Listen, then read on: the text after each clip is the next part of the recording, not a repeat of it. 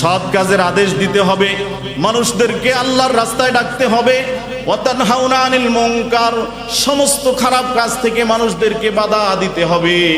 আমরা যদি ইমাম সাহেবরা ঐক্য হয়ে যাই, সমস্ত আলেম ওলামা ঐক্যমত পোষণ করে আমরা ঘোষণা দিয়ে দিলাম, ওয়াতাসিমু বিহাবলিল্লাহি জামিআন ওয়া লা তাফাররাকু। আল্লাহ পাক বলছেন, তোমরা আল্লাহর রজ্জুকে শক্তভাবে আঁকড়ে ধরো, তোমরা বিচ্ছিন্ন হইও না, সঙ্গবদ্ধ থাকো। সঙ্গবদ্ধে থাকি যদি আমরা যারা আজকে মুসলমান এখানে বসে আছি, জীবনে কয়টা ভালো কাজে মানুষকে আদেশ করেছি, কয়টা খারাপ কাজে মানুষকে নিষেধ করেছি। আমার সমাজে অবাধে গান বাদ্য চলছে, আমার সমাজে নর্তকী দিয়ে গান বাদ্যে গায়ে হলুদের অনুষ্ঠানে ছেলে মেয়েরা নাচানাচি করছে, অথচ আপনি মসজিদের মুসল্লি, আপনি ইমানদার দাবি করছেন, আপনি বাধা দিতে পারছেন না। বাধা দিতে গেলেই দেখবেন আপনার উপরে আক্রমণ আসবে, বাধা দিতে গেলেই আপনার শত্রু হয়ে যাবে। আল্লাহ তাআলার প্রিয় বান্দা লোকমান তার সন্তানকে শেখাচ্ছেন, ওয়াসবির আলা মা আসাবাক। তুমি যখন ইমানদার দাবি করে সমাজে মানুষকে সৎ কাজের দিকে আদেশ করবে, অসৎ কাজের থেকে মানুষদেরকে নিষেধ করবে, তখনই দেখতে পাবে তোমার উপরে কিছু মানুষ আক্রমণাত্মক ভাব নিয়ে আসবে, তোমাকে টিটকারি করবে, তোমাকে খারাপ কথা বলবে। ওয়াসবির আলা মা আসাবাক, ওই সময় তুমি তোমার রবের সামনে ধৈর্যের পরিচয় দিবে। সুবহানাল্লাহ। কার পরিচয় দিবেন ভাই? রবের পরিচয়, ধৈর্যের পরিচয় দিবেন। এজন্য ভাইরা আল্লাহ পাক সূরাতুল আনকাবুতের মধ্যে ইরশাদ করছেন, হাসিবান নাসু আন ইউতরাকু আন ইয়াকুলু আমান্না ওয়া হুম লা ইফতানুন। আমি যদি বলি আল্লাহ, আমি তো মসজিদের একজন ইমাম সাহেব, আমি তো মসজিদের মুয়াজ্জিন, আল্লাহ পাক আমাকে ডাকবেন, হে আল্লাহর বান্দা তুমি তো ইমামতির দায়িত্ব পালন করেছো, তোমার উপরে গোটা সমাজ ব্যবস্থার দায়িত্ব ছিল, কতটুকু মানুষকে সৎ কাজে সঠিকভাবে আদেশ করেছো, অসৎ কাজে তুমি তোমার শক্তি দিয়ে, জনবল দিয়ে মানুষকে বুঝিয়ে বাধা প্রদান করেছো। আপনি যদি বলেন না না না আমি তো এটা করতে পারি নাই, আল্লাহ পাক বলবে তোমাদেরকে আমি পরীক্ষা করছি কতটুকু ইমানদার তোমরা। তুমি কি মনে করো তুমি যদি বলো আমি ইমাম সাহেব এটা বললে আল্লাহ পাক তোমাকে ছেড়ে দিবে? তুমি যদি বলো আমি 5 ওয়াক্ত সালাতের পরিপূর্ণ মুসল্লি এটা বললে আল্লাহ তাআলা তোমাকে ছেড়ে দিবে? না না না, আল্লাহ পাক বারবার তোমাকে পরীক্ষা করবেন। আল্লাহ পাক এরপরের আয়াতে বলছেন, ওয়ালাকাদ ফাতান্নাল্লাযীনা মিন ক্বাবলিহিম। হে আমার বান্দারা, এই চিন্তা করো না শুধু তোমাদেরকে আমি আল্লাহ পরীক্ষা করি, না না না, তোমাদের পূর্ববর্তী যত নবী রাসূল ছিল, উম্মত ছিল, সকলকে আমি আল্লাহ ঈমানের বলে বলিয়ান হিসাবে জানার জন্য বারবার পরীক্ষা করেছি। সুবহানাল্লাহ। সম্মানিত উপস্থিতি, আমি আপনাদের সম্মুখে পবিত্র কালামে হাকিমের সূরাতুল বাকারার একটি আয়াতে কারিমা আপনাদের সম্মুখে আমি তেলাওয়াত করেছি। আল্লাহ রাসূল সাল্লাল্লাহু আলাইহি ওয়াসাল্লামের মুখ নিঃসৃত অসংখ্য হাদিস শরীফ থেকে কয়েকটি হাদিস শরীফকে সামনে নিয়ে সংক্ষিপ্ত সময়ে আপনাদের সম্মুখে কোরআন ও হাদিসের আলোকে কিছু কথা বলার নিয়ত করেছি। আল্লাহ তাআলা আমাকে সঠিক কথাগুলো বলার, আপনাদেরকেও শোনার, উভয়কে আমলের নিয়তে মানার তৌফিক দান করুন বলি আমিন। আমরা আল্লাহ তাআলার কাছে আজকের এই খোলা প্যান্ডেলে বসে রাতের এই বরকতপূর্ণ সময়ে অন্তরস্থল থেকে কায়মনোবাক্যে প্রার্থনা করছি, প্রশংসা করছি, শুকরিয়া আদায় করছি যে আল্লাহ তাআলা বাংলাদেশের এই বিগত প্রায় 16-17টি বছর যেখানে মানুষ নিজের বাক স্বাধীনতাকে স্বাধীনভাবে উপস্থাপন করতে পারে নাই, মাদ্রাসা মসজিদ তথা মাহফিলগুলো সুন্দরভাবে জাতির সামনে ওলামায়ে কেরাম পেশ করতে পারে নাই, আজকে আল্লাহ তাআলা সেই জালেমদেরকে উৎখাত করে ওলামায়ে কেরাম তথা ইসলাম প্রিয় তৌহিদি জনতার কোরআন ও হাদিসের আলোচনা নির্বিঘ্নে বলার এবং শোনার সুযোগ করে দিয়েছেন। এজন্য মাহফিলের শুরুতেই দিল থেকে আরেকবার উচ্চ সুরে বলি আলহামদুলিল্লাহ। সম্মানিত উপস্থিতি, কথা বলতে এখন আর আমাদের কোনো ভয় নাই, কি বলেন? এমনিতেও আমরা ভয় পাই না, কারণ আমরা মুসলমান যারা আমাদেরকে বলা হয় মুসলিম, আমি সংগ্রামী, আমি চির রণবীর, আল্লাহকে ছাড়া কাউকে ভয় পাই না, নারাই তাকবীর। কি বলেন আপনারা? আমরা মুসলমান বীরের জাতি।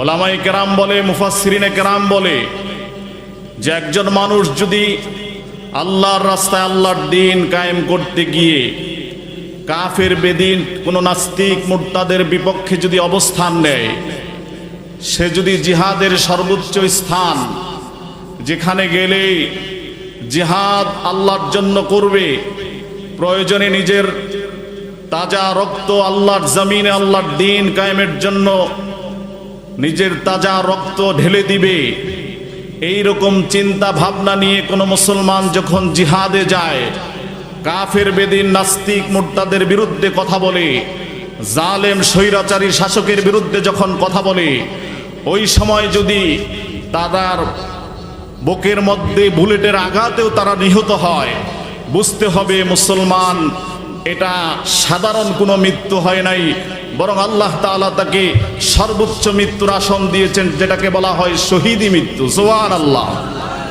আমাদের প্রত্যেকটি মুসলমানের তামান্না থাকতে হবে দুইটি। আল্লাহ রাসূল সাল্লাল্লাহু আলাইহি ওয়াসাল্লাম দোয়া শিখিয়েছেন, আল্লাহুম্মা রযুকনা শাহাদাতান ফি সাবিলিক ওয়াজআল মাউতি বিবালাদি রাসূলিক। একজন মুসলমানের মনের সবচেয়ে বেশি চিন্তাধারা, সবচেয়ে বেশি আকর্ষণ আল্লাহ পাকের কাছে সব সময় তার দোয়ার মধ্যে এই দোয়াটা থাকবে, আল্লাহ সকল মানুষই মরতে হবে, দুনিয়াতে বাঁচার কারো কোনো সুযোগ নাই, কারণ আল্লাহ তাআলা বলেছেন কুল্লু নাফসিন যায়কাতুল মাউত। যত জীবকে আল্লাহ তাআলা প্রাণ দিয়েছেন প্রত্যেক জীবকেই মৃত্যুবরণ করতে হবে। অতএব আমি আশরাফুল মাখলুকাত, সৃষ্টির সেরা জীব, আমিও মরতে চাই, কিন্তু আমি আপনার কাছে প্রার্থনা করছি আল্লাহ আমার মৃত্যুটা যেন কোনো সাধারণ মৃত্যু না হয়, বরং আল্লাহ রাসূলের শিখানো দোয়া করছি, আল্লাহুম্মা রযুকনা শাহাদাতান ফি সাবিলিক। হে আল্লাহ আমার মৃত্যু হবে, আমি মরতে চাই, আমার মৃত্যুটা যেন আপনার জমিনে আপনার দ্বীন প্রতিষ্ঠার জন্য শাহাদাতের মৃত্যু হয়, বলি সুবহানাল্লাহ। আর দুই নাম্বার হলো ওয়াজআল মাউতি বিবালাদি রাসূলিক। হে আল্লাহ আমার মৃত্যুটা যেন আপনার হাবিবের প্রিয় শহর, যেই শহরকে বলা হতো ইয়াসরিব, সেই শহরে আমার প্রিয় নবী মুহাম্মদুর রাসূলুল্লাহ সাল্লাল্লাহু আলাইহি ওয়াসাল্লাম পদার্পণ করার কারণে আল্লাহ তাআলা সেই শহরকে বানিয়েছেন মদিনাতুর রাসূল। আপনার আমার দ্বিতীয় আকাঙ্ক্ষা থাকবে, আল্লাহ আমার মৃত্যুটা যদি হয় তাহলে আমার মৃত্যু যেন রাসূলের শহর মদিনাই হয়। সুবহানাল্লাহ। আমরা দোয়া করছি আল্লাহ তাআলা আমরা যারা মুসলমান, আমরা যদি জিহাদের ময়দানে যাই, আমরা যদি শহীদও না হই, তাও আল্লাহ তাআলা আমাদের মর্যাদা বাড়িয়ে দিবেন। আর যদি কোনো মানুষ আল্লাহর রাস্তায় দ্বীন প্রতিষ্ঠার জন্য শহীদ হয়, আল্লাহ পাক বলেছেন ওয়ালা তাকুলু লিমান ইউকতালু ফি সাবিলিল্লাহি আমওয়াত বাল আহইয়াউ ওয়ালাকিন লা তাশউরুন। তোমরা কি মনে করেছো যারা আল্লাহর রাস্তায় দ্বীন কায়েমের জন্য শহীদ হয়েছে তারা কেউ মৃত্যুবরণ করে নাই, বরং তারা স্থান পরিবর্তন করেছে, আল্লাহ তাআলা তাদের কবরে রিজিকের ব্যবস্থা করে দিয়েছেন। সুবহানাল্লাহ। এজন্য ভাইরা আমাদের প্রত্যেকের আকাঙ্ক্ষা থাকবে যে আমরা মুসলমান সদা সত্য কথা বলবো, আল্লাহর জন্য নির্বিঘ্নে কথা বলবো, আমরা কোনো নাস্তিক মুরতাদ কাফের বেঈমানকে ভয় পেয়ে আগামী দিনে কথা বলার কোনো সুযোগ নাই। কি বলেন আপনারা? আল্লাহ পাক আমাদের সকলকে দ্বীনের জন্য কবুল করুন, বলি আমিন। নবীজি সাল্লাল্লাহু আলাইহি ওয়াসাল্লাম বলেছেন মান নাহাব্বা লিল্লাহ ওয়া আবগাদা লিল্লাহ ওয়া আতা লিল্লাহ ওয়া মানাআ লিল্লাহ। একটি মানুষের চিন্তা চেতনা চারটি জিনিসের অন্তর্ভুক্ত হবে। হয় সে কাউকে ভালোবাসবে, আল্লাহর জন্য ভালোবাসবে, কাউকে ঘৃণা করবে, কারো সাথে শত্রুতা পোষণ করবে, আল্লাহর জন্য শত্রুতা পোষণ করবে, অন্যথায় সে কাউকে কিছু দিবে, আল্লাহর জন্য দিবে, অন্যথায় সে কাউকে কিছু দেওয়া থেকে বিরত থাকবে, সেটাও আল্লাহর জন্য বিরত থাকবে। অতএব আমার আপনার চিন্তা চেতনা, আমার আপনার আদর্শ, আমার আপনার খরচ না করা, আমার আপনার ভালোবাসা ঘৃণা করা সব হবে কার জন্য? আল্লাহর জন্য। কারণ আল্লাহ পাক বলেছেন কুল্লিন্না সালাতি ওয়া নুসুকি ওয়া মাহইয়ায়া ওয়া মামাতি লিল্লাহি রাব্বিল আলামিন। আল্লাহ পাক বলছেন হে বান্দারা, হে রাসূল আপনি আমার বান্দাদেরকে এই কথা জানিয়ে দেন, নিশ্চয়ই তোমাদের নামাজ, তোমাদের কোরবানি, তোমাদের জীবন, তোমাদের মরণ লিল্লাহি রাব্বিল আলামিন। যে রব তোমাকে জীবন দিয়েছে সেই রবের জন্য জীবন দিবা। যেই রব তোমাকে জীবন দিয়েছে সেই রবের নামে কোরবানি করবা, সেই রবের নামে জীবন উৎসর্গ করবা। যেই রব তোমাকে জীবন দিয়েছে, প্রয়োজনে মৃত্যু যদি হয় সেই রবের জন্য মৃত্যুবরণ করবা। আর যেই রব তোমাকে জীবন দিয়েছে এই জীবন সেই রবের রাস্তায় ব্যয় করবা। সুবহানাল্লাহ। এজন্য ভাইরা, আমি আপনাদের সম্মুখে পবিত্র কালামে হাকিমের সূরাতুল বাকারার একটি আয়াতে কারিমা আপনাদের সম্মুখে আমি তেলাওয়াত করেছি। বর্তমানে আমরা যারা মুসলমান উদাসীনতার মধ্য দিয়ে জীবন পার করছি। কিছুদিন আগেই আমাদের পার্শ্ববর্তী এলাকা লাকসাম ফেরি এলাকায়, কুমিল্লা এলাকায়, বিভিন্ন জেলায়, বিভিন্ন উপজেলায় বন্যায় প্লাবিত হয়ে হাজার হাজার মানুষের বাড়ি ঘর ধ্বংস হয়েছে। মুসলমানের উপরে একের পরে এক শুধু মুসিবত আর মুসিবত। মুসলমান এখন উদাসীনতায়, হতাশার মধ্যে জীবন যাপন করছে, চিন্তা করছে আমাদের উপরে কেন এত মুসিবত আসে, আল্লাহ তাআলা কেন আমাদেরকে এত মুসিবত দেন। আল্লাহ পাক আমাদেরকে পবিত্র কালামে হাকিমের সূরাতুল বাকারার মধ্যে আল্লাহ পাক ইরশাদ করছেন, আমাদের সকলের পরিচিত আয়াত। আল্লাহ পাক বলছেন, ওয়ালানাবলুওয়ান্নাকুম বিশাইইম মিনাল খাউফি ওয়াল জুই ওয়া নাকসিম মিনাল আমওয়ালি ওয়াল আনফুসি ওয়াস সামারাত। আল্লাহ পাক কি বলছেন যে হে আমার বান্দারা, আমি অবশ্যই তোমাদেরকে পরীক্ষা করব। সুবহানাল্লাহ। আমাদেরকে কি করবেন ভাই? পরীক্ষা করবেন। সাধারণ কথায় যদি আমরা বুঝি, বাংলাদেশের যত শিক্ষা ডিপার্টমেন্ট আছে, আপনি একেবারেই এই যে আমি মাইকের সামনে কথা বলছি, এখানে যে ভাইয়েরা মাইকের এই সার্ভিস সাউন্ড সিস্টেম যারা ঠিক করে, এদেরকেও তার মালিক একের পরে এক পরীক্ষা দিয়ে তারপরে তাকে এই জায়গায় বসায়, ঠিক কিনা ভাই? অতএব আমরা যারা মুসলমান, আমরা হয়তো অনেকেই চিন্তা করি আমি তো 5 ওয়াক্ত সালাত জামাতের সাথে আদায় করি, আমি কোনো হারাম কাজে লিপ্ত হই না, আমি মানুষকে ঠকাই না, আমি ওজনে কম দেই না, খাদ্যে ভেজাল দেই না, ইসলামের বিপক্ষের শক্তির সাথে আমি হাত মিলাই না। এত কিছু করার পরেও আল্লাহ তাআলা আমার উপরেই বারবার কেন এত মুসিবত দিচ্ছেন, তার কারণ কি? আল্লাহ তাআলা আপনাকে আমাকে সন্তুষ্ট করার নিয়তেই আল্লাহ তাআলা এই আয়াতে কারিমা আমাদের সামনে তুলে ধরেছেন। আল্লাহ পাক বলছেন, ওয়ালানাবলুওয়ান্নাকুম, আমি অবশ্যই তোমাদেরকে পরীক্ষা করব, মিনাল খাউফি ওয়াল জুই। এক নাম্বার হলো আমি তোমাদেরকে ভয় ভীতি দিয়ে পরীক্ষা করব। ওয়াল জুই, তোমাদেরকে আমি ক্ষুধা দিয়ে পরীক্ষা করব। ওয়া নাকসিম মিনাল আমওয়ালি ওয়াল আনফুসি ওয়াস সামারাত, তোমাদেরকে আমি তোমাদের জান মালের, তোমাদের ফসলাদির, ফল ফলাদির স্বল্পতার মাধ্যমে তোমাদেরকে আমি পরীক্ষা করব। এরপরে আল্লাহ পাক আমাদেরকে যেই কোড করে আল্লাহ পাক বলছেন, ওয়াবাশশিরিস সাবিরিন, তোমরা যারা এই পরীক্ষায় রবের উপরে সন্তুষ্ট থেকে পরীক্ষায় যারা সবর করবে, ধৈর্য ধারণ করবে, তাদের জন্য আমি রবের পক্ষ থেকে, ওই সবরকারীদের জন্য আমার রবের পক্ষ থেকে সুসংবাদ। সুবহানাল্লাহ।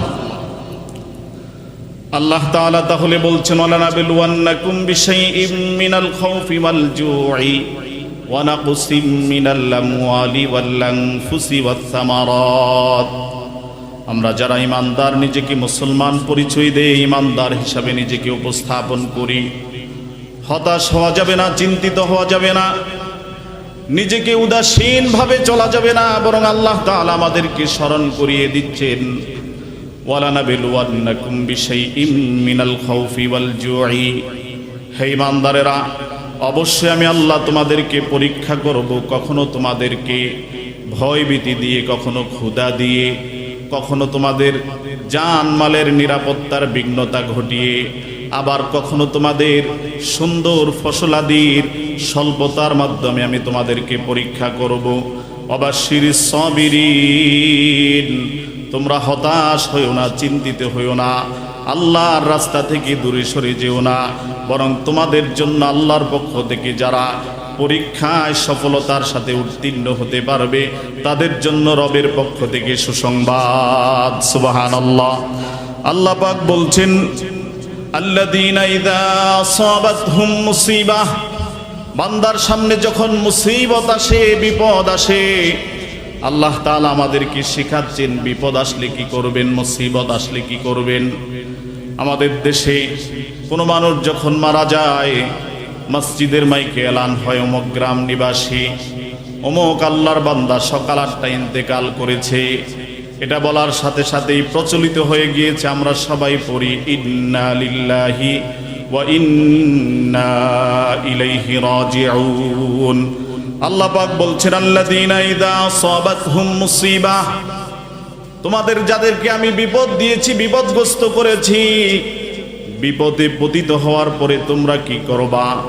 আল্লাহ পাক বলেন, যারা ধৈর্য ধারণ করে বিপদগ্রস্ত হওয়ার পরে তারা পরে ক্বালু ইন্না লিল্লাহ, তারা বলছে আল্লাহ, নিশ্চয় আমরা আল্লাহর জন্য, ওয়া ইন্না ইলাইহি রাজিউন, এবং অবশ্যই আমরা আল্লাহর দিকেই প্রত্যাবর্তিত হব।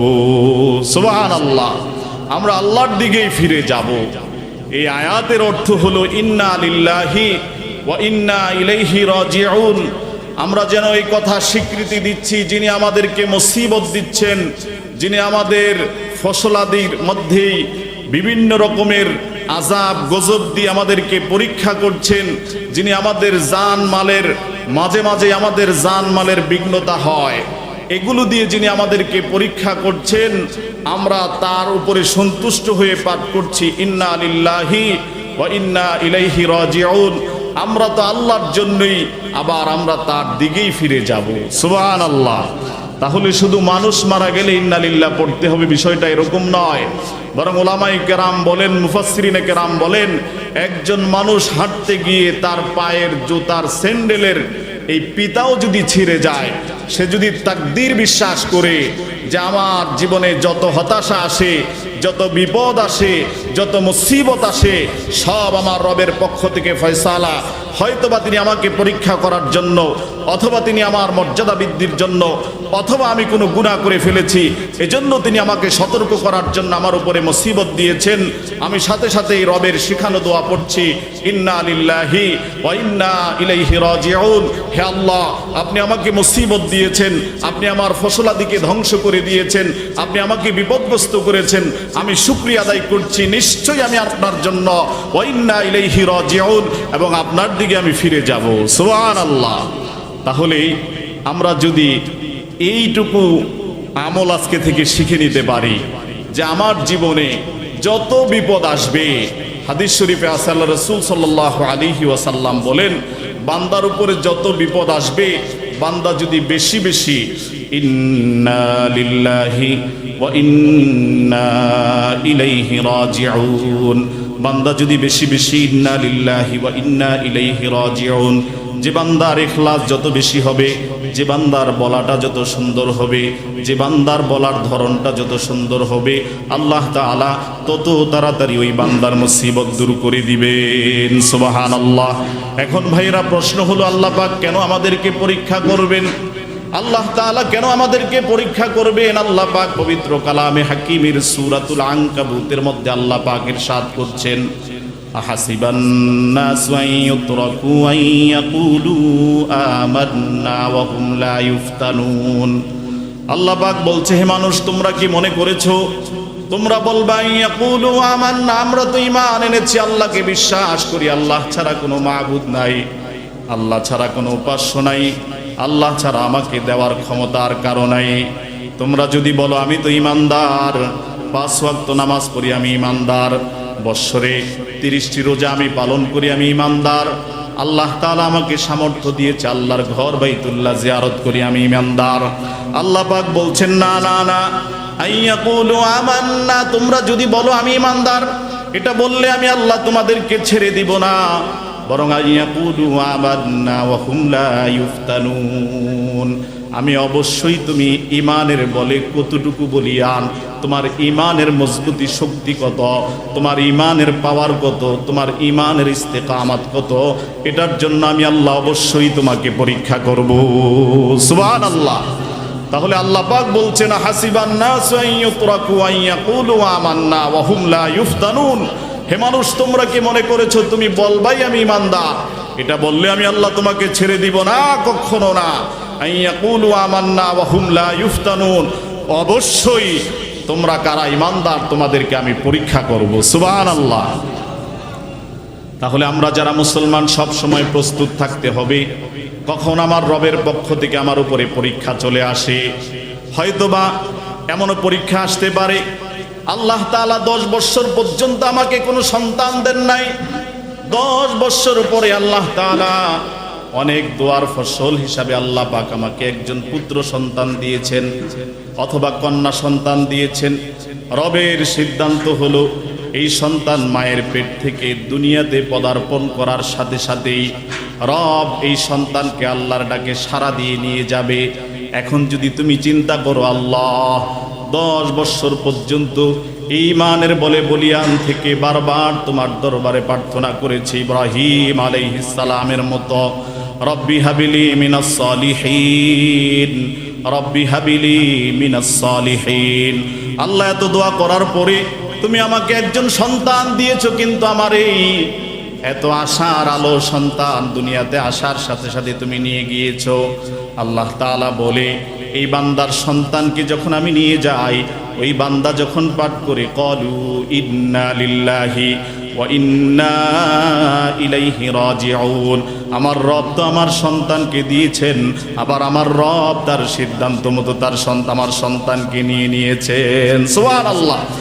আল্লাহ পাক বলেন এই সন্তানের রূহ যখন আসমানের দিকে ফেরেশতারা নিয়ে যায়, আল্লাহ পাক ফেরেশতাদেরকে জিজ্ঞেস করে, হে আমার ফেরেশতারা, 10 বছর পর্যন্ত আমার বান্দা আমার কাছে বারবার প্রার্থনা করেছিল নেক সন্তানের জন্য, অথচ আমি আল্লাহ তাকে সন্তান দেওয়ার সাথে সাথেই আবার এই সন্তানকে 2 মিনিটের মাধ্যমে 2 মিনিটের মধ্যেই আমি এই সন্তানকে আমার ডাকে সাড়া দিয়ে নিয়ে এসেছি। এখন আমার এই বান্দার আমার উপরে মন্তব্য কি? ফেরেশতারা বলে, আল্লাহ আপনার বান্দা এমন ঈমানদার, আপনার বান্দা এমন ঈমানের মজবুতি পাওয়ার বান্দা, বলছে ক্বালু ইন্না লিল্লাহি ওয়া ইন্না ইলাইহি রাজিউন। আল্লাহ আপনি আমাকে যেই সন্তান দিয়েছেন আপনি নিয়ে নিয়েছেন, অতএব আমিও আপনার জন্য, আমার সন্তানও আপনার জন্য, আমরা সবাই তো আপনার দিকে ফিরতে হবে। আল্লাহ পাকের ফেরেশতারা বলে, আল্লাহ আপনি যেই সিদ্ধান্ত দিয়েছেন সন্তানকে নিয়ে এসেছেন তার পিতামাতা, তার জন্য আপনার এই সিদ্ধান্তের উপরে তারা সন্তুষ্ট। আল্লাহ পাক সাথে সাথেই ফেরেশতাদেরকে ডাক দিয়ে বলে, আমার ফেরেশতারা আমার ওই নাবালেক নবজাতক সন্তানের পিতামাতার জন্য জান্নাতের মধ্যে একটি সুন্দর ঘর নির্মাণ করে দাও। সুবহানাল্লাহ। অতএব ভাইরা, আল্লাহ পাক বলছেন হাসিবান নাসু আন ইউতরাকু আন ইয়াকুলু আমান্না ওয়া হুম লা ইফতানুন। আমরা যদি বলি আমি ঈমানদার, এটা বললে আল্লাহ পাক আমাকে ছেড়ে দিবেন না। না না, আল্লাহ পাক প্রত্যেকটা পদক্ষেপে আপনাকে পরীক্ষা করবেন কতটুকু ঈমানদার, কতটুকু ঈমানদার। আপনি শুধু নামাজ পড়ছেন, জীবনে আপনি তা'মুরুনা বিল মা'রুফি ওয়া তানহাউনা আনিল মুনকার। হযরত লুকমান আলাইহিস সালাম তার সন্তানকে নসিহত করছেন, ইয়া বুনাইয়া আকিমিস সালাতা ওয়া'মুর বিল মা'রুফ। হে আমার সন্তান, হে আমার প্রিয় বৎস, তোমাকে আমি নসিহত করছি, তা'মুরুনা বিল মা'রুফি ওয়া তানহাউনা আনিল মুনকার। মানুষকে সৎ কাজের আদেশ দিবে, অসৎ কাজ থেকে মানুষদেরকে নিষেধ করবে। আজকে এই বালিয়াতুলি বাজারের মধ্যে আমাদের সামনে যদি 5 জন যুবক দাঁড়িয়ে কোন রকমের নেশাদ্রব্য পান করে, এটা আমরা মুসলমান হিসাবে দেখতে পেয়ে আমরা যদি তাদেরকে বাধা দেই, বলবেন তারা বাধা দেওয়ার সঙ্গে সঙ্গে আপনার উপরে আক্রমণাত্মক ভাব নিবে, হয়তোবা আপনাকে মারার জন্য 5 জন যুবক এগিয়ে আসবে। আল্লাহ পাক আমাদেরকেই শেখাচ্ছেন, ইয়া বুনাইয়া আকিমিস সালাতা ওয়া'মুর বিল মা'রুফি ওয়ানহা আনিল মুনকার। সৎ কাজের আদেশ দিতে হবে, মানুষদেরকে আল্লাহর রাস্তায় ডাকতে হবে। ওয়া তানহাউনা আনিল মুনকার, সমস্ত খারাপ কাজ থেকে মানুষদেরকে বাধা দিতে হবে। আমরা যদি ইমাম সাহেবরা ঐক্য হয়ে যাই, সমস্ত আলেম ওলামা ঐক্যমত পোষণ করে আমরা ঘোষণা দিয়ে দিলাম, ওয়াতাসিমু বিহাবলিল্লাহি জামিআন ওয়া লা তাফাররাকু। আল্লাহ পাক বলছেন তোমরা আল্লাহর রজ্জুকে শক্তভাবে আঁকড়ে ধরো, তোমরা বিচ্ছিন্ন হইও না, সঙ্গবদ্ধ থাকো। সঙ্গবদ্ধে থাকি যদি আমরা যারা আজকে মুসলমান এখানে বসে আছি, জীবনে কয়টা ভালো কাজে মানুষকে আদেশ করেছি, কয়টা খারাপ কাজে মানুষকে নিষেধ করেছি। আমার সমাজে অবাধে গান বাদ্য চলছে, আমার সমাজে নর্তকী দিয়ে গান বাদ্যের গায়ে হলুদের অনুষ্ঠানে ছেলে মেয়েরা নাচানাচি করছে, অথচ আপনি মসজিদের ইমানদার, মসজিদের মুসল্লি, আপনি ইমানদার দাবি করছেন, আপনি বাধা দিতে পারছেন না। বাধা দিতে গেলেই দেখবেন আপনার উপরে আক্রমণ আসবে, বাধা দিতে গেলে আপনার শত্রু হয়ে যাবে। আল্লাহ তাআলার প্রিয় বান্দা লোকমান তার সন্তানকে শেখাচ্ছেন, ওয়াসবির আলা মা আসাবাক। তুমি যখন ইমানদার দাবি করে সমাজে মানুষকে সৎ কাজের দিকে আদেশ করবে, অসৎ কাজের থেকে মানুষদেরকে নিষেধ করবে, তখনই দেখতে পাবে তোমার উপরে কিছু মানুষ আক্রমণাত্মক ভাব নিয়ে আসবে, তোমাকে টিটকারি করবে, তোমাকে খারাপ কথা বলবে। ওয়াসবির আলা মা আসাবাক। ওই সময় তুমি তোমার রবের সামনে ধৈর্যের পরিচয় দিবে। সুবহানাল্লাহ। কার পরিচয় দিবেন ভাই? রবের পরিচয়, ধৈর্যের পরিচয় দিবেন। এজন্য ভাইরা আল্লাহ পাক সূরাতুল আনকাবুতের মধ্যে ইরশাদ করছেন, হাসিবান নাসু আন ইউতরাকু আন ইয়াকুলু আমান্না ওয়া হুম লা ইফতানুন। আমি যদি বলি আল্লাহ, আমি তো মসজিদের একজন ইমাম সাহেব, আমি তো মসজিদের মুয়াজ্জিন, আল্লাহ পাক আমাকে ডাকবেন, হে আল্লাহর বান্দা তুমি তো ইমামতির দায়িত্ব পালন করেছো, তোমার উপরে গোটা সমাজ ব্যবস্থার দায়িত্ব ছিল, কতটুকু মানুষকে সৎ কাজে সঠিকভাবে আদেশ করেছো, অসৎ কাজে তুমি তোমার শক্তি দিয়ে, জনবল দিয়ে মানুষকে বুঝিয়ে বাধা প্রদান করেছো। আপনি যদি বলেন না না না আমি তো এটা করতে পারি নাই, আল্লাহ পাক বলবে তোমাদেরকে আমি পরীক্ষা করছি কতটুকু ইমানদার তোমরা। তুমি কি মনে করো তুমি যদি বলো আমি ইমাম সাহেব এটা বললে আল্লাহ পাক তোমাকে ছেড়ে দিবে? তুমি যদি বলো আমি 5 ওয়াক্ত সালাতের পরিপূর্ণ মুসল্লি এটা বললে আল্লাহ তাআলা তোমাকে ছেড়ে দিবে? না না না, আল্লাহ পাক বারবার তোমাকে পরীক্ষা করবেন। আল্লাহ পাক এরপরের আয়াতে বলছেন, ওয়ালাকাদ ফাতান্নাল্লাযীনা মিন ক্বাবলিহিম। হে আমার বান্দারা, এই চিন্তা করো না শুধু তোমাদেরকে আমি আল্লাহ পরীক্ষা করি, না না না, তোমাদের পূর্ববর্তী যত নবী রাসূল ছিল, উম্মত ছিল, সকলকে আমি আল্লাহ ঈমানের বলে বলিয়ান হিসাবে জানার জন্য বারবার পরীক্ষা করেছি। সুবহানাল্লাহ। আল্লাহ পাক বলছেন, ওয়ালাকাদ ফাতান্নাল্লাযীনা মিন ক্বাবলিহিম ফালায়ালামান্নাল্লাযীনা সাদাকু ওয়া লায়ালামান্নাল কাযিবিন। আল্লাহ পাক বলছেন আমি পরীক্ষা করব, কেন করব? আমি দেখব কারা, ওয়া লায়ালামান্নাল্লাযীনা সাদাকু, কারা ঈমানের দাবিতে সত্যবাদী, ওয়া লায়ালামান্নাল কাযিবিন, কারা ঈমানের দাবিতে মিথ্যাবাদী। এখন আপনি আমি চিন্তা করতে পারি যে হুজুর আমি তো মসজিদের ইমাম সাহেব, অথবা আমি মসজিদের 5 বেলার মুসল্লি, আমি আবার ঈমানের দাবিতে মিথ্যাবাদী কেমনে হই? আল্লাহ রাসূলের যুগে ঈমানের দাবিতে মিথ্যাবাদী ছিল কি ছিল না ভাই? ছিল। আপনারা জানেন আব্দুল্লাহ ইবনে উবাই নবীজির অন্যতম পিছনের, আল্লাহ রাসূল যেই মসজিদে নববীর ইমাম ছিলেন, নবীর মসজিদে নববীর অন্যতম একজন মুসল্লি ছিল মুনাফিকের সর্দার আব্দুল্লাহ ইবনে উবাই ইবনে সুলুল, যার ব্যাপারে আপনারা জানেন আল্লাহ রাসূলের পিছনে সে নামাজ পড়েছে, আল্লাহ রাসূলের সকল বৈঠকে সে উপস্থিত ছিল। সে যখন ইন্তেকাল করলো, দেখেন সে কিন্তু সামনের কাতারের মুসল্লি, পাঞ্জাবি টুপি সব ঠিক আছে, বরং যিনি রহমাতুল্লিল আলামিন, যিনি বিশ্ব নবী, তার পিছনে যিনি ইক্তেদা করেছেন, কত বড় মুসল্লি হতে পারে? অথচ সে যখন মৃত্যু শয্যায় শায়িত, তার ছেলে আব্দুল্লাহ নবীজির কাছে এসে বললেন, ইয়া রাসূলুল্লাহ, আপনার কাছে আমি দরখাস্ত করছি, ইয়া রাসূলুল্লাহ, আমার বাবা মৃত্যু শয্যায় শায়িত, আমার বাবা যদি ইন্তেকাল করে আপনি নিজেই আপনার একটা জুব্বা মুবারক দিয়ে আমার বাবার কাফনের কাপড়ের ব্যবস্থা করবেন। সুবহানাল্লাহ। ছেলের চিন্তা। 2 নাম্বার হলো, ইয়া রাসূলুল্লাহ, আমার বাবাকে আপনি নিজেই জানাজা দিবেন। সুবহানাল্লাহ। 3 নাম্বার হলো, আপনি নিজেই আমার বাবাকে কবরে দাফন করবেন। সুবহানাল্লাহ। ছেলের চিন্তা ভালো না খারাপ? ভালো। আল্লাহ রাসূল সাল্লাল্লাহু আলাইহি ওয়াসাল্লাম তিনি কত বড় রহমতের নবী। আল্লাহ পাক যার ব্যাপারে বলেছেন, ওয়ামা আরসালনাকা ইল্লা রাহমাতাল লিল আলামিন। আলামিন শব্দের অর্থ যদি আপনি চিন্তা করেন, রবের পরিচয় হলো আলহামদুলিল্লাহি রাব্বিল আলামিন। সমস্ত প্রশংসা ওই রবের জন্য যিনি গোটা বিশ্বজগতের প্রতিপালক। অতএব আমার রাসূলের শান আর মর্যাদা হলো, আমার রাসূল গোটা বিশ্বজগতের জন্য তিনি রহমত। সুবহানাল্লাহ। নবীজি সাল্লাল্লাহু আলাইহি ওয়াসাল্লামকে ওই মুনাফিকের সর্দারের ছেলে বললেন, নবীজি রাজি হয়ে গেলেন। জানাজা দেওয়ার জন্য প্রস্তুতি নিলেন। আল্লাহ রাসূল জুব্বা দিয়ে দিচ্ছেন, তাকে কাফন পরাবেন। জানাজার যাওয়ার জন্য নবীজি যখন রওনা হলেন, খলিফাতুল মুসলিমিন হযরত ওমর ফারুক রাদিয়াল্লাহু তাআলা আনহু তিনি নবীজির জুব্বা মোবারক টেনে ধরলেন। ইয়া রাসূলুল্লাহ, আপনি কোথায় যাচ্ছেন? কার জানাজায় যাচ্ছেন? আল্লাহ রাসূল বললেন যে তার ছেলে আবদার করেছে, তুমি না করো না। নবীজি চায় যে আমার কোনো একটি উম্মত আল্লাহ পাকের কাছে যেন ধরা পড়ে না যায়। সে চাই হোক, আমি চাই আমার কোনো দোয়ার উসিলায় যেন আল্লাহ তাআলা তাকে ক্ষমা করে দেয়। সুবহানাল্লাহ। নবীজি সাল্লাল্লাহু আলাইহি ওয়াসাল্লাম নিজেই তার জুব্বা মোবারক দিয়ে তার কাফনের কাপড়ের ব্যবস্থা করলেন। নবীজি সাল্লাল্লাহু আলাইহি ওয়াসাল্লাম নিজেই তার জানাজার ইমামতি করলেন। এরপরে আল্লাহ রাসূল নিজেই তাকে কবরে দাফন করলেন। দাফন করার পরে নবীজি সাল্লাল্লাহু আলাইহি ওয়াসাল্লাম তার জন্য হাত উঠালেন, দোয়া করছেন।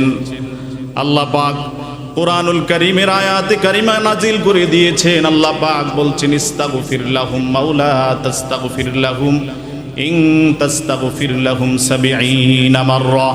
হে রাসূল, আপনি যদি ৭০ বারও তার জন্য দোয়া করেন, আপনার দোয়া আমি আল্লাহর দরবারে কবুল হবে না।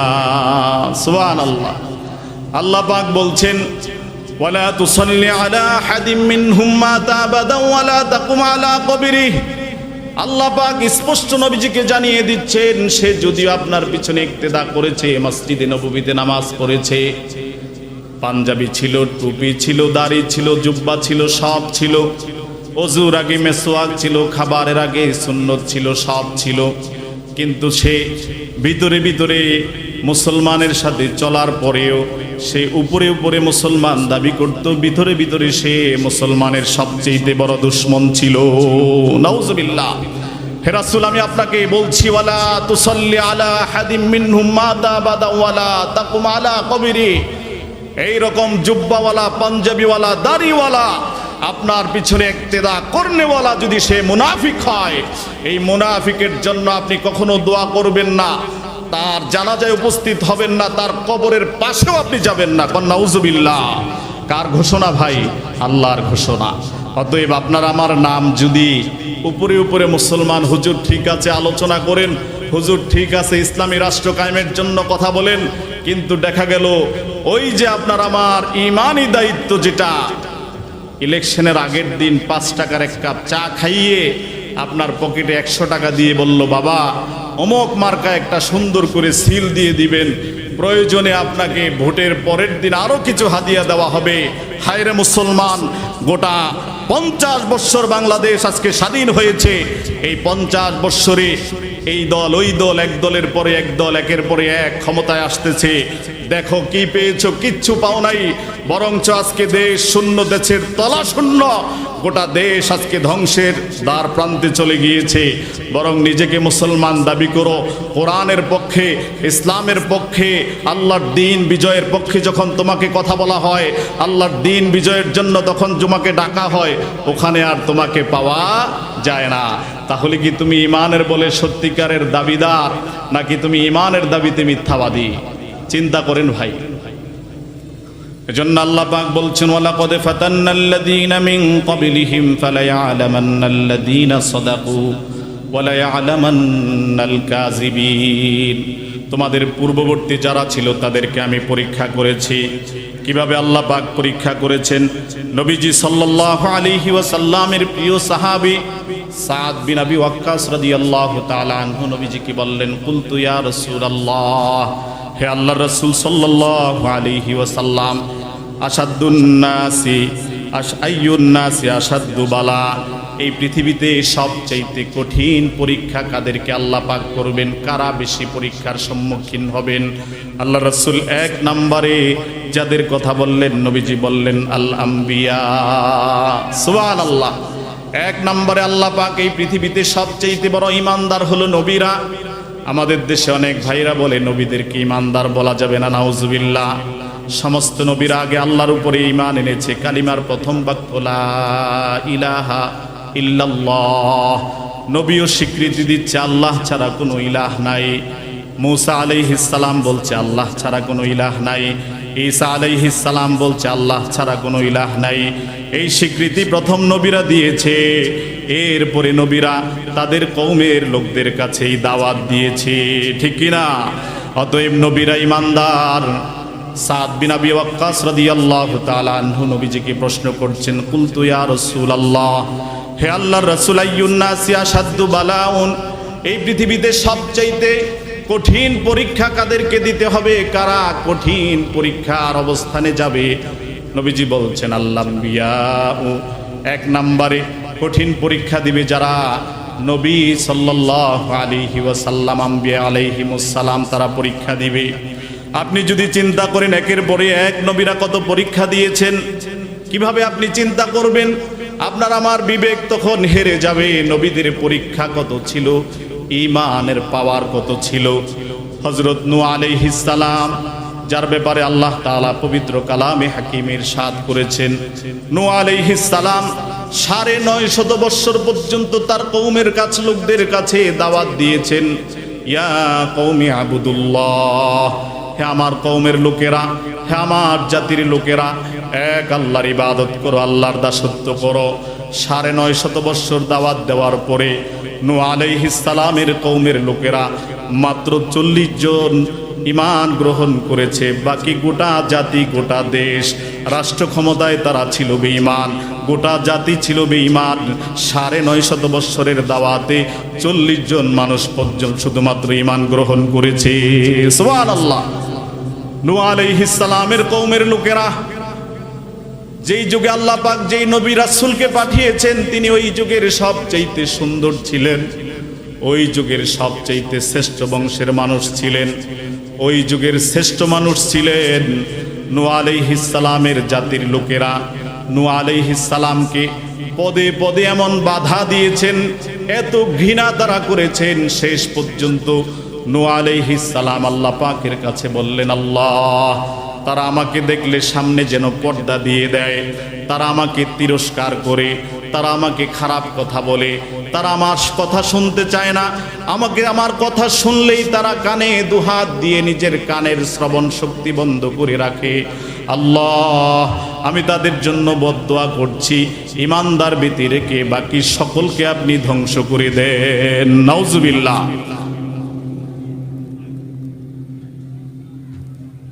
একটু পানি খাও।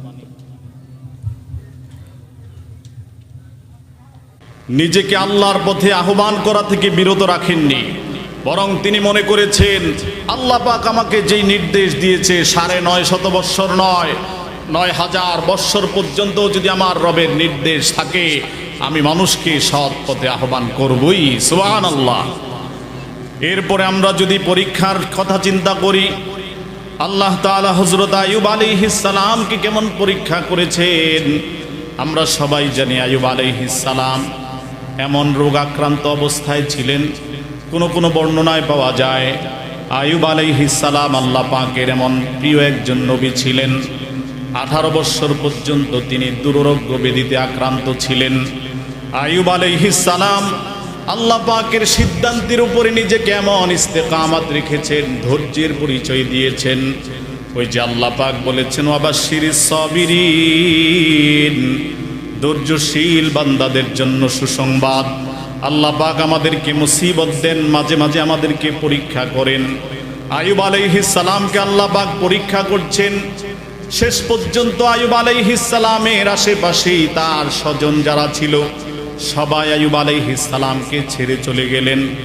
তাদের স্বজনদের মধ্য থেকে কোনো একজন মন্তব্য করেছেন, আইয়ুব আলাইহিস সালাম হয়তোবা এমন কোনো অপরাধ করেছে, এমন কোনো পাপ কাজ করেছে যেই পাপের কারণে হযরত আইয়ুব আলাইহিস সালামকে আল্লাহ পাক এমন রোগ ব্যাধি দিয়েছেন, রোগাক্রান্ত করে দিয়েছেন। আমাদের সমাজেও এমন কিছু ভাই আছে, আমরা মন্তব্য করি, আমাদের অনেক মুসলমান ভাই, অনেক আলেমেরও পাওয়া যায়, ভালো আলেম, গোটা জীবন কোরআনের কথা বলেছেন, গোটা জীবন মানুষকে সৎ পথে আহ্বান করেছেন, জীবনে কোনোদিন দুর্নীতি করে নাই, জীবনে কোনোদিন খারাপ কাজ করে নাই, কিন্তু মৃত্যুর আগে আল্লাহ পাক ওই আলেমকেও ক্যান্সার রোগ দিয়েছেন, করোনা ভাইরাস দিয়েছেন, বিভিন্ন রকমের বড় বড় রোগ ব্যাধি দিয়েছেন। আমরা মন্তব্য করি হয়তোবা সে কোনো খারাপ কাজ করেছে। না না না, আল্লাহ পাক বলছেন ওয়ালা নাবলুওয়ান্নাকুম বিশাইইম মিনাল খাউফি ওয়াল জুই ওয়া নাকসিম মিনাল আমওয়ালি ওয়াল আনফুসি ওয়াত তামারাত। আমি তোমাদেরকে অনেকভাবেই পরীক্ষা করব। কখনো তোমাদের জানমালের নিরাপত্তার বিঘ্নতা ঘটিয়ে যাবে, কখনো তোমাদেরকে অসুস্থ করে ফেলবো।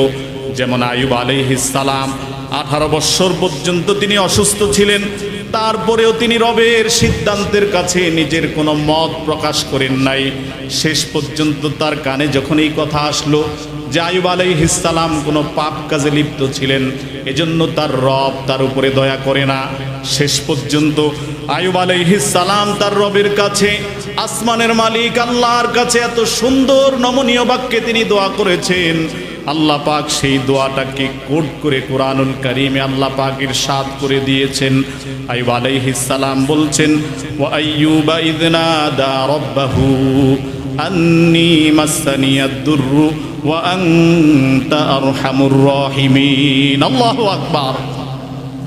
আইয়ুব আলাইহিস সালাম তিনি আল্লাহ পাকের কাছে এই দোয়া করেন না, আল্লাহ 18 বৎসর পর্যন্ত আমি অসুস্থ ছিলাম, আপনি আমাকে বিছানায় ফেলে রেখেছেন, আপনজন সবাই আমার কাছ থেকে সরে গিয়েছে, আপনি কেন আমাকে এত বড় রোগ দিলেন? আমি তো আপনার প্রিয় বান্দা, আমি তো আপনার এই যুগের নবী। তিনি নিজের কোনো ব্যক্তিত্ব আল্লাহ পাকের কাছে উপস্থাপন করেন নাই।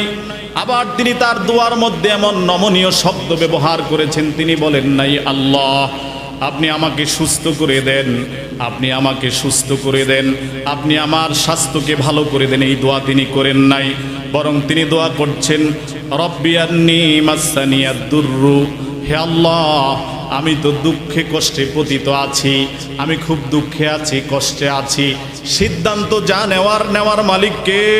আল্লাহ। আইয়ুব আলাইহিস সালাম বলছে ওয়া আইয়ুবা ইয নাদা রাব্বাহু আন্নী মাসসানিয়াদ দুররু, তিনি বলছে আল্লাহ আমি তো দুঃখে আছি, কষ্টে আছি। এরপরে তিনি আল্লাহ পাকের এমন প্রশংসা করলেন, তিনি বলছে ওয়া আনতা আরহামুর রাহিমিন, আপনি শুধু দয়ালু নয়, আপনি শুধু রহমান নয়, বরং আপনি হলেন সবচেয়ে উত্তম দয়ালু। সুবহানাল্লাহ। আল্লাহ পাক আইয়ুব আলাইহিস সালামের দোয়াটা কত সুন্দর ছিল।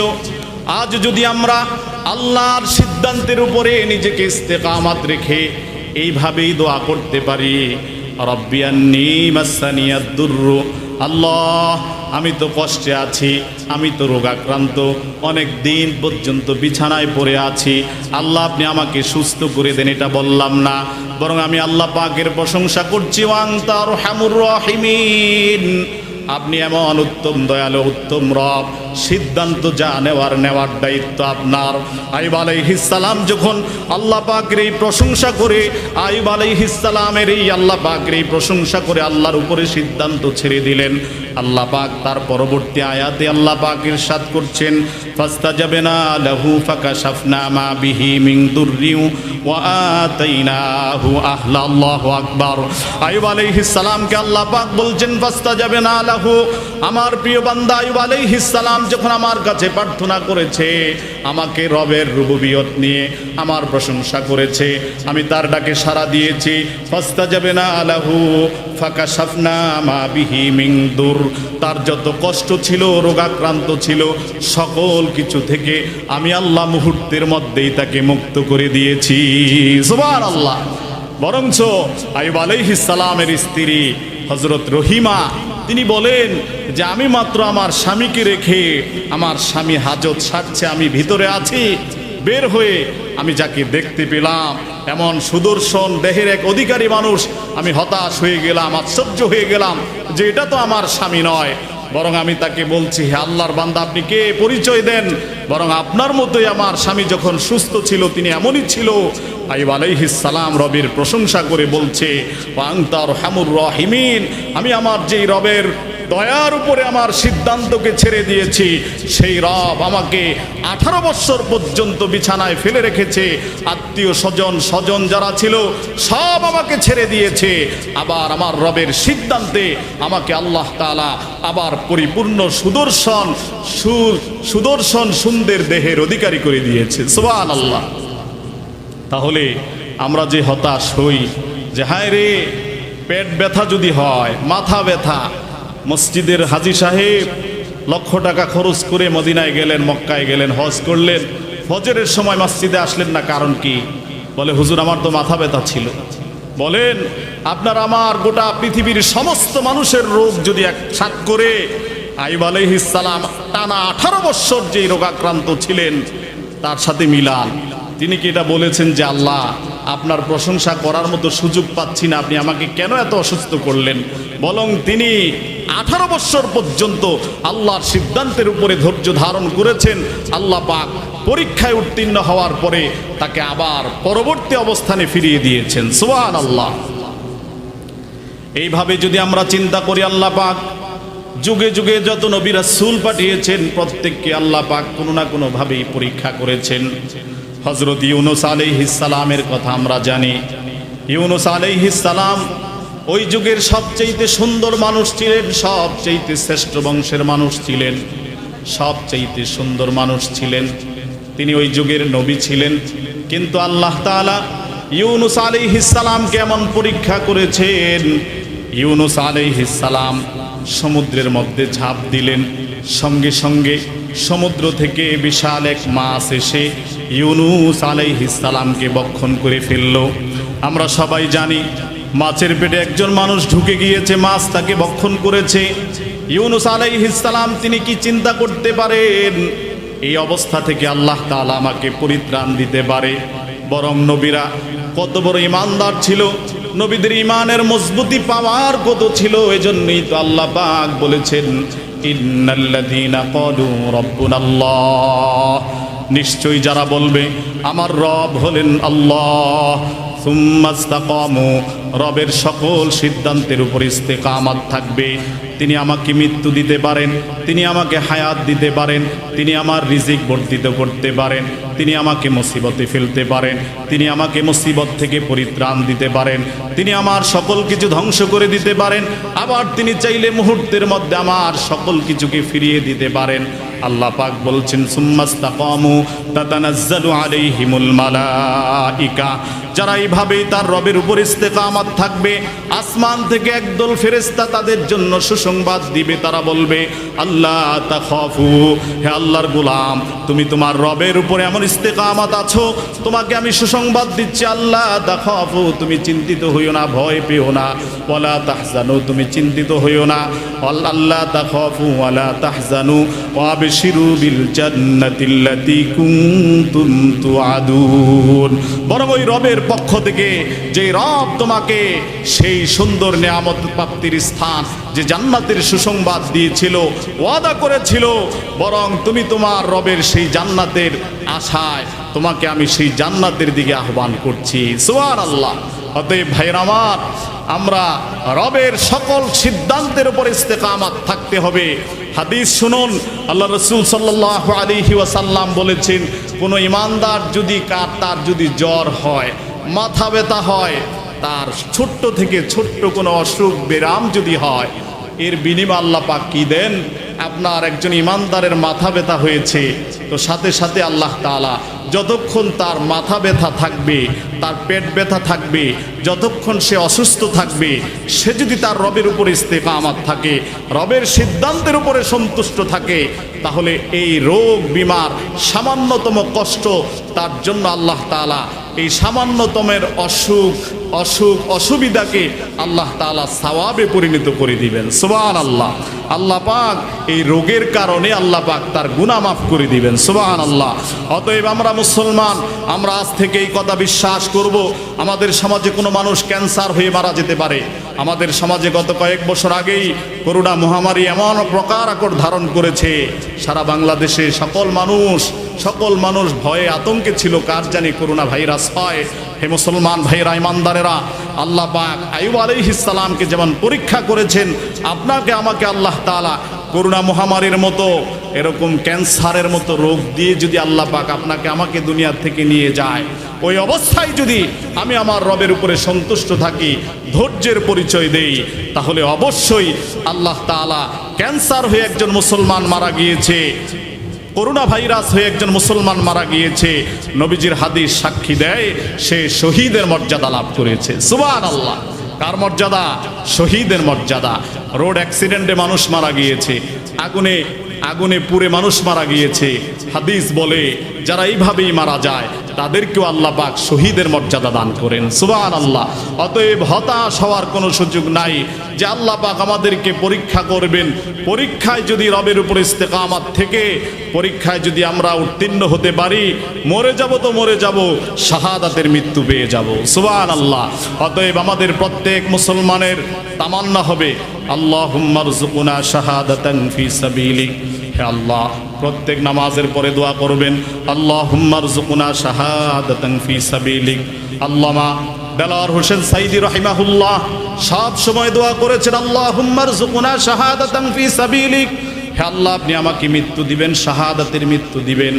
আজ বাংলাদেশের মানুষ এটা স্পষ্ট হয়ে গিয়েছে, যারা কোরআনের কথা বলেছে, যারা কোরআনের পক্ষে অবস্থান নিয়েছে, তাদের মৃত্যুটা আল্লাহ তাআলা শহীদের মর্যাদায় দান করেছেন। সুবহানাল্লাহ।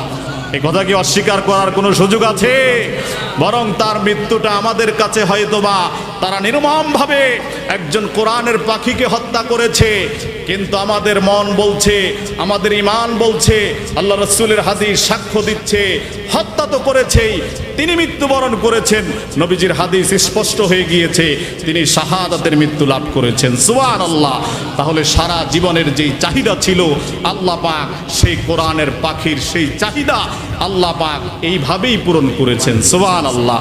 অতএব আমাদের প্রত্যেকের জীবনের অন্যতম চাহিদা হবে, আল্লাহুম্মা রযুকনা শাহাদাতান ফি সাবিলিক। হে আল্লাহ, আপনি আমার মৃত্যু দিবেন তো শহীদের মৃত্যু দিবেন। ওয়াজআল মাউতি বিবালাদি রাসূলিক। অথবা আপনি আমাকে মদিনার শহর, রাসূলের শহরে মৃত্যু দিবেন। এই দুইটা চাহিদা যদি আরবিতে না পারি, বাংলায় প্রতিদিন দোয়া করব, আল্লাহ মৃত্যুবরণ তো করতেই হবে। আল্লাহ পাকের হাবিব বলেছেন, শহীদ যারা হবে আল্লাহর রাস্তায়, শহীদরা মরে না, তারা মরেও তারা অমর থাকে। যে অবস্থায় মৃত্যুবরণ করবে, কিয়ামতের ময়দানে আল্লাহ পাক শহীদদেরকে সেইভাবেই উঠাবেন। সুবহানাল্লাহ। এজন্য ভাইরা, মৃত্যু কামনা করবেন তো শহীদের মর্যাদার মৃত্যু। কি বলেন ভাই? যে আল্লাহর রাস্তায় কোন পথে গেলে, কাকে সমর্থন করলে, কার সিলসিলা অনুসরণ করলে মৃত্যুটা হবে সর্বোচ্চ মৃত্যু। যেই মৃত্যুর ব্যাপারে আল্লাহ রাসূল বলেছেন, কোন মানুষ মরবে তো আল্লাহর রাস্তায়, তো সাথে সাথে সে আল্লাহর জান্নাতে চলে যাবে। সুবহানাল্লাহ। এজন্য ভাইরা, আল্লাহ পাক পবিত্র কালামে হাকিমে বারবার আমাদেরকে স্মরণ করিয়ে দিচ্ছেন, ওয়ালাকাদ ফাতান্নাল্লাযীনা মিন ক্বাবলিহিম ফালায়ালামান্নাল্লাযীনা সাদাকু ওয়া লায়ালামান্নাল কাযিবিন। ঈমানের দাবিতে কে সত্যবাদী, ঈমানের দাবিতে কে মিথ্যাবাদী, আল্লাহ পাক তাদেরকে পরীক্ষা করবেন। ইব্রাহিম আলাইহিস সালাম, আল্লাহ পাক যার ব্যাপারে বলেছেন, আত্তাখাযাল্লাহু ইব্রাহিমা খলিলা। আল্লাহু আকবার। আল্লাহ পাক যার ব্যাপারে বলেছেন ইব্রাহিম আলাইহিস সালাম আল্লাহ পাকের প্রিয় বন্ধু, তাকে আল্লাহ পাক খলিলুল্লাহ উপাধি দিয়েছেন। ইব্রাহিম আলাইহিস সালাম কেমন পরীক্ষা দিয়েছেন, ইব্রাহিম আলাইহিস সালামের পরীক্ষার কথা আমরা বারবার জানি। আল্লাহ তাআলা কেমন এক নবী দুনিয়াতে পাঠিয়েছেন, যাকে মিল্লাতা আবিকুম ইব্রাহিম হুয়া সাম্মাকুমুল মুসলিমিন। আল্লাহু আকবার। যিনি গোটা মুসলিম মিল্লাতের জাতির পিতা, জাতির পিতার নাম কি? ইব্রাহিম আলাইহিস সালাম। আজকে মুসলমান উচ্চ কণ্ঠে বলুন, নির্বিঘ্নে বলুন, নির্ভয়ে বলুন, মুসলমানের জাতির পিতা হলো একমাত্র ইব্রাহিম আলাইহিস সালাম। ঠিক কি না? অতএব আমরা অন্য কাউকে জাতির পিতা হিসাবে মানতে চাই না। আমাদের জাতির পিতা হবে ইব্রাহিম আলাইহিস সালাম। আমাদের আদর্শ হবে লাকাদ কানা লাকুম ফি রাসূলিল্লাহি উসওয়াতুন হাসানা। আমাদের আদর্শ হবে সর্বোচ্চ নবী, সর্বশ্রেষ্ঠ নবী মুহাম্মদুর রাসূলুল্লাহ সাল্লাল্লাহু আলাইহি ওয়াসাল্লামের আদর্শ আর আমাদের সকল সিদ্ধান্তে আমরা চলবো, সেই সিদ্ধান্ত কার হবে? আল্লাহ। অতএব ভাইরা আমার, আল্লাহ পাকের খলিল হযরত ইব্রাহিম আলাইহিস সালাম পরীক্ষা দিয়েছেন। কত পরীক্ষা! আপনি যদি চিন্তা করেন, ইব্রাহিম আলাইহিস সালাম অনেক পরীক্ষা দিয়েছেন, তার মধ্য থেকে একটা পরীক্ষা হলো ইব্রাহিম আলাইহিস সালাম বলছেন রব্বি হাবিলি মিনাস সালিহিন। তিনি বারবার আল্লাহ পাকের কাছে দোয়া করছেন, নেক সন্তানের জন্য দোয়া করছেন, আল্লাহ পাকের কাছে দোয়া করছেন। বৃদ্ধ বয়সে তিনি উপনীত হয়েছেন। মা হাজরা আলাইহিস সালাম তিনি আর গর্বে আল্লাহ তাআলা নেক পুত্র সন্তান হযরত ইসমাঈল আলাইহিস সালামকে দিয়েছেন। ইব্রাহিম আলাইহিস সালাম বারবার আল্লাহ পাকের কাছে দোয়া করার পরে আল্লাহ পাক বলছেন ফাবাশশারনাহু বিগুলামিন হালিম। হে ইব্রাহিম, আমি আপনার দোয়া কবুল করেছি, আপনাকে আমি সহনশীল সৎ পুত্র একজন সন্তানের সুসংবাদ দিচ্ছি। সুবহানাল্লাহ। ইব্রাহিম আলাইহিস সালাম আল্লাহ পাকের কাছে দোয়া করার পরে বৃদ্ধ বয়সে আল্লাহ তাআলা নিজের একজন সন্তান দিলেন মা হাজেরা আলাইহিস সালামকে এবং ইব্রাহিম আলাইহিস সালামকে। সন্তান পাওয়ার পরে ইব্রাহিম আলাইহিস সালাম কত বেশি খুশি হয়েছেন। এই পৃথিবীতে যত নিয়ামত আছে, সব নিয়ামতকে যদি আমরা এক ভাগ করি, সবচেয়ে পিতামাতার কাছে চক্ষু শীতলকারী নিয়ামত হলো প্রিয় পুত্র সন্তান, প্রিয় কন্যা সন্তান। সন্তানের চাইতে পিতামাতার সামনে চাইতে বড় কোনো নিয়ামত নাই, ঠিক কিনা? ইব্রাহিম আলাইহিস সালাম আল্লাহ পাকের কাছ থেকে পুত্র সন্তান পেলেন, নিয়ামত পেলেন। নিয়ামত পাওয়ার পরে পরীক্ষা শুরু হয়ে গেল। আল্লাহ তাআলা মা হাজেরা আলাইহিস সালাম এবং ইব্রাহিম আলাইহিস সালামকে নির্দেশ দিলেন, হে ইব্রাহিম, তোমার স্ত্রী হযরত হাজেরা আলাইহিস সালাম এবং তোমার প্রিয় সন্তান হযরত ইসমাঈল আলাইহিস সালামকে ওই যে বাইতুল্লাহর পাশে জনমানবহীন বিস্তৃত মরুপ্রান্তরের পাশে রেখে আসো। ইব্রাহিম আলাইহিস সালাম নিয়ে গেলেন। নিয়ে যাওয়ার পরে তিনি চিন্তা করলেন, তাদের কাছে অল্প দিনের কিছু খাবার দিলেন, পানি দিলেন। শেষ পর্যন্ত মা হাজেরা আলাইহিস সালাম ইব্রাহিম খলিলুল্লাহ তাকে প্রশ্ন করছেন, স্বামী আমার, আল্লাহর খলিল, আপনি যে আমাদেরকে এখানে জনমানবহীন, কোনো মানুষ নাই, কোনো বাড়িঘর নাই, কোনো মানুষের বসবাস নাই, এমন জায়গায় আপনি আমাদেরকে রেখে যাচ্ছেন, এটা কার সিদ্ধান্ত? ইব্রাহিম আলাইহিস সালাম তিনি যেন ইশারায় বুঝিয়ে দিলেন, এটা আমার সিদ্ধান্ত নয়, বরং যেই রব আমাদেরকে ভালোবেসে নেক সন্তান দিয়েছেন, সেই রবের সিদ্ধান্ত হলো তোমাদেরকে এই বনবাসে রেখে যাওয়া। সুবহানাল্লাহ। পরীক্ষা শুরু হয়ে গেল। মা তার সন্তানকে রেখে, মা তার সন্তানকে নিয়ে, মানুষ নাই, বাড়িঘর নাই, এমন জায়গায় বসবাস করতে শুরু করে দিলেন। মা হাজেরা আলাইহিস সালামের কেমন তাওয়াক্কুল ছিল, আল্লাহর উপরে কেমন ইস্তেকামত ছিল, আল্লাহর উপরে তার কেমন ভরসা ছিল। মা হাজেরা আলাইহিস সালাম বলেন, কিছুদিন যাওয়ার পরে পানি শেষ হয়ে গেল, খেজুর শেষ হয়ে গেল, খাবার শেষ হয়ে গেল। মা হাজেরা আলাইহিস সালাম রবের উপরে ইস্তেকামত থেকে তিনি যেই রবের সন্তুষ্টির পরিচয় দিয়েছেন, ছোট সন্তান ইসমাইল পানির জন্য ছটফট করছে। মা হাজেরা আলাইহিস সালাম দৌড়াচ্ছেন। আল্লাহ পাক বলছেন, ইন্নাস সাফা ওয়াল মারওয়াতা মিন শাআইরিল্লাহ। এই পৃথিবীতে যত শেয়ার আছে, আল্লাহর যত নিদর্শনাবলী আছে, তার চাইতে তার মধ্য থেকে অন্যতম নিদর্শনাবলী হলো সাফা এবং মারওয়া, দুইটা পাহাড়, যেখানে মা হাজেরা আলাইহিস সালাম বারবার দৌড়াচ্ছেন। সন্তান পানির অভাবে চিৎকার করছেন আল্লাহ পাকের সিদ্ধান্তের কাছে। তারা দুজনেই যেন রবের সন্তুষ্টির পরিচয় দিচ্ছেন, ধৈর্যের পরিচয় দিচ্ছেন। স্বামীর বিরুদ্ধে কথা বললেন না, স্বামীর সিদ্ধান্তের তোয়াক্কা মেনে নিলেন। স্বামীর সিদ্ধান্তের তোয়াক্কা, তিনি স্বামীর সিদ্ধান্তের তোয়াক্কা করলেন না, রবের সিদ্ধান্ত মেনে নিলেন। মা হাজেরা আলাইহিস সালাম দৌড়াচ্ছে একবার সাফা পাহাড়ের দিকে, আবার মারওয়া পাহাড়ের দিকে, বারবার দৌড়াচ্ছে। কবি সুন্দর করে বলছে, মরুর মাঝে রইল পরে শিশু ইসমাইল, মা বেরোলেন পানির খুঁজে হয়ে পাথর দিল। পানির আশায় গেলেন তিনি দূরের পাহাড়ে, এক কাতরা কোথায় না মিলল আহারে। অবাক হয়ে গেলেন তিনি, খোকন সোনা তার পরিপাটি শীতল চায়ে খেলছে অনিবার। আল্লাহু আকবার। কোন আকাশের কুল থেকে এক অছিন মেঘের ছায়া এসে তাহার মাথায় পড়ে মিলছে পাখা। হাত পা নেড়ে খেলছে শিশু হতে লাগলেন। কেউ কেউ বলেছেন ফালাম্মা বালাগ মাহু সায়া ক্বালা ইয়া বুনাইয়া ইন্নী আরা ফিল মানাম। ইসমাঈল আলাইহিস সালাম বাবার সাথে চলতে পারবেন এই বয়সে তিনি যখন উপনীত হয়েছেন, ছোট্ট মানুষ, রবের সিদ্ধান্ত। ইব্রাহিম আলাইহিস সালাম স্বপ্নে দেখতে পেলেন, নবীদের স্বপ্ন ছিল ওহী। ইব্রাহিম আলাইহিস সালাম স্বপ্নে দেখলেন আল্লাহ পাক বলছেন ক্বালা ইয়া বুনাইয়া ইন্নী আরা ফিল মানাম আন্নী আযবাহুকা। ইব্রাহিম আলাইহিস সালাম দেখতে পেলেন আল্লাহ পাক তাকে নির্দেশ দিচ্ছেন, হে খলিল, বৃদ্ধ বয়সেই বারবার দোয়া করার পরে আমি তোমাকে একজন প্রিয় পুত্র সন্তান দিয়েছি, চক্ষু শীতলকারী সন্তান দিয়েছি। এই সন্তানের দিকে বারবার তাকালে যেন দুনিয়ার সব ভালোবাসা এখানে বিলীন হয়ে যায়। আজও আমাদের যাদের সন্তান আছে, হয়তোবা আমরা চিন্তা করি বর্তমানে মুরব্বী যারা, বাবার বয়সী যারা, ছেলেরা অনেক মডার্ন যুগ, অনেক কিছু বোঝে, টাচ মোবাইল চালায়, বিভিন্ন দামি ফোন চালায়, মোটর সাইকেলে চলাফেরা করে। ছেলে যখন বাবা যখন ছেলেকে বারবার প্রশ্ন করে, ছেলে যেন বিরক্ত হয়।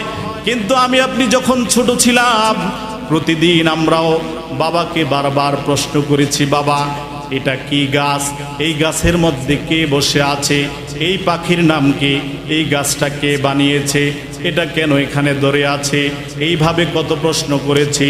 সন্তানের ভালোবাসায় মা বাবা কোনোদিন সন্তানের প্রশ্নের সম্মুখীনের কাছে বিরক্ত হয় নাই।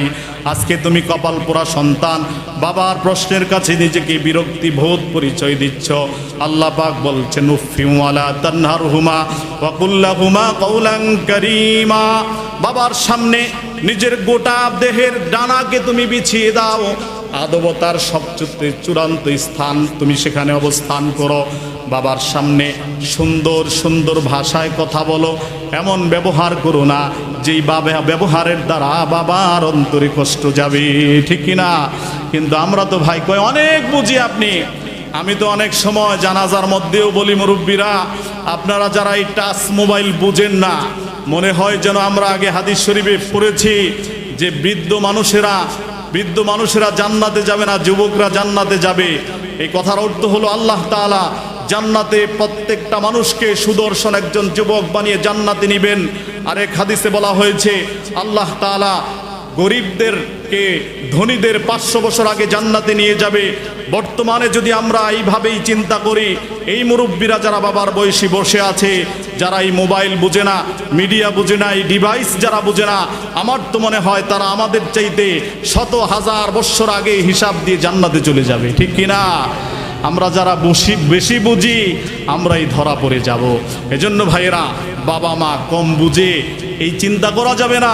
আল্লাহ রাসূল বলেছেন, যে ব্যক্তি মাল্লাম ইয়ারহাম সগীরানা ওয়ালাম ইউক্কির কাবীরানা ফালাইসা মিন্না, যে ব্যক্তি ছোটকে স্নেহ করে না, বড়কে সম্মান করে না, সে আমার উম্মত না।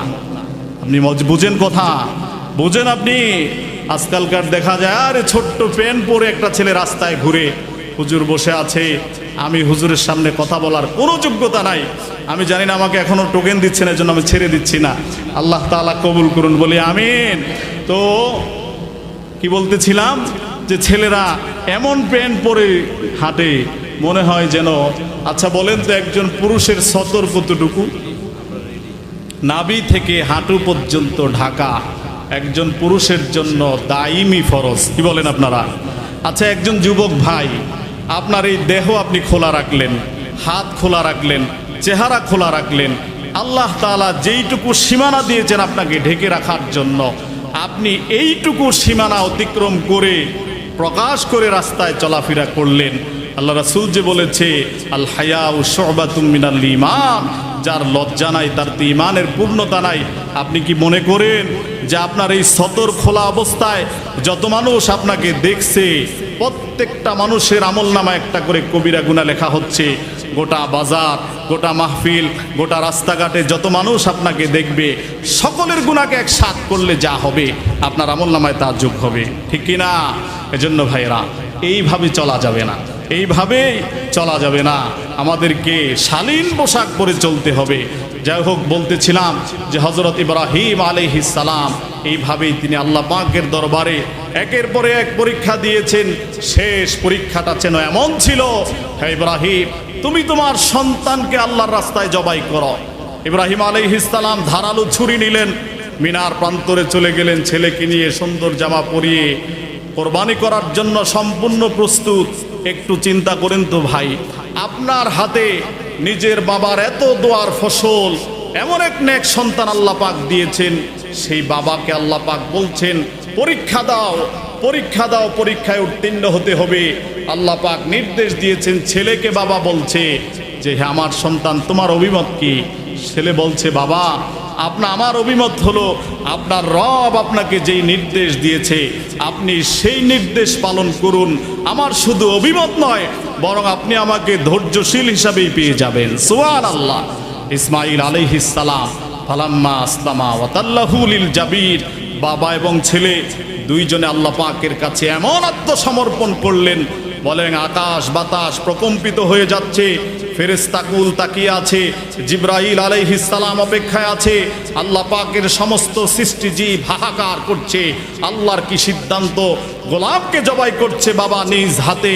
আল্লাহ পাক বলছে না না না, জবাই করা আমার উদ্দেশ্য নয়, বরং ওয়ালাকাদ ফাতান্নাল্লাযীনা মিন ক্বাবলিহিম ফালা ইয়ালামান্নাল্লাযীনা সাদাকু, আমি চাই কারা ঈমানের দাবিতে সত্যবাদী, কে তার ঈমানের মজবুতি শক্তি কত বেশি দেখাতে পারে, এইটাকে পরীক্ষা করার জন্যই আমি আমার খলিলকে এই নির্দেশ দিয়েছি, হে খলিল যাও, হে ইসমাইল যাও, তোমরা বাপ ছেলে দুজনেই পরীক্ষায় সফলতার সাথে উত্তীর্ণ হয়েছ, তোমাদেরকে মুক্ত করে দিলাম।